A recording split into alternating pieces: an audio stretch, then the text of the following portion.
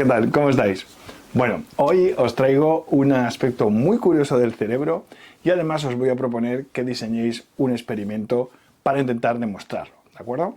Pero no os preocupéis, que si no se os ocurre nada, pues ya luego os cuento yo un experimento que permitió demostrar la cuestión, ¿vale? Pero antes incluso de hablar de eso, vamos a explicar algo muy interesante del cerebro en sí. Y es el hecho de que, aquí veis que tengo mi modelo plástico, de que tenemos por un lado un hemisferio izquierdo, recuerda que esta es la parte anterior del cerebro y esta es la parte posterior. Bueno, pues tenemos la parte izquierda del cerebro y la parte derecha. Y lo que se sabe ya desde hace bastante tiempo es que algunas funciones del cerebro, como puede ser la atención, el lenguaje, etcétera, etcétera, pueden recaer más en un lado del cerebro que en el otro, ¿de acuerdo? No es que estén solamente en un lado del cerebro, eso en general no ocurre, pero sí puede recaer más en un lado que en otro. Por ejemplo, el lenguaje está más, en general, más localizadas sus funciones en el lado izquierdo, pero también sabemos que en el hemisferio derecho, en el lado derecho del cerebro, también hay funciones del lenguaje, ¿de acuerdo? Vale, bueno, la propuesta de hoy, lo que quiero que penséis es que hay una característica de nuestro cerebro que es reconocernos a nosotros mismos. Es decir, es responder a la pregunta de algo que yo estoy viendo es ¿soy yo esa persona? Ese reconocimiento personal, el que sepamos que somos nosotros y no otra persona, ¿dónde pensáis que recae más? ¿En el hemisferio izquierdo o en el hemisferio derecho? ¿De acuerdo? Eso es lo que vamos a ver hoy. Y lo que es interesante es que podéis, como os digo, proponer un experimento para ver cómo se podría hacer eso. Para los que quieran hacerlo y comerse el tarro durante un tiempo, podéis pausar ahora el vídeo y lo podéis pensar.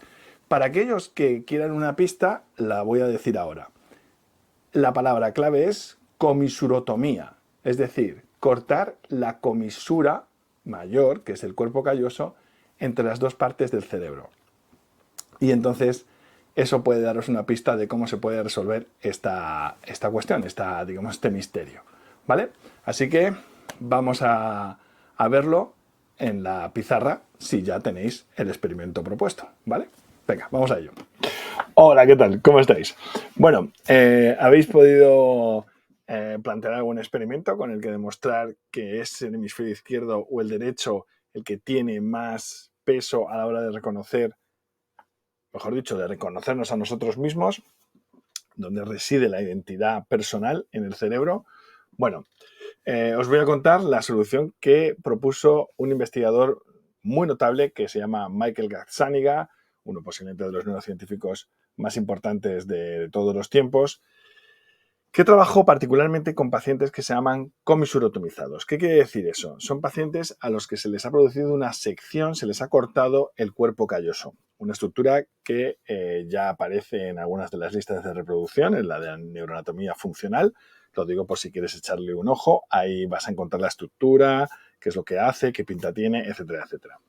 Si efectivamente se hace una comisurotomización o como una comisurotomía al paciente, que se practicaban sobre todo para intentar controlar que no se trasladara una actividad epileptógena muy potente de un hemisferio a otro, por ejemplo, esos pacientes tienen realmente separado su hemisferio derecho de su hemisferio izquierdo, ¿de acuerdo? No pueden comunicarse.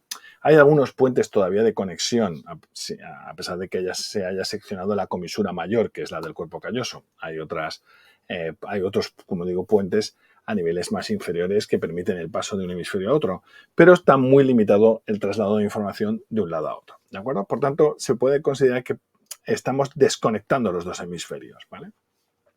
Muy bien, a Gazzaniga se le ocurrió hacer la siguiente cuestión, y es, este era un paciente, J.W, y él es Michael Gazzaniga, M.G, ¿de acuerdo?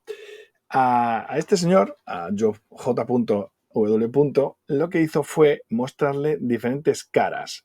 Caras en las que estaba el 90% de la cara era producto de su imagen y caras en las que solamente el 10% eran, digamos, de él y el 90% eran de Michael Gazzaniga, ¿de acuerdo?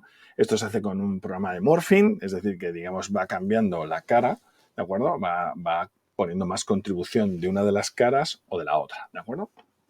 El resultado interesante de este trabajo que se publicó como una especie de revisión en Nature es que tenemos aquí, fijaros, un eje, digamos, en el eje vertical vemos la proporción de la identificación que la persona hace de sí mismo, que percibe que efectivamente en esa cara está uno, ¿de acuerdo?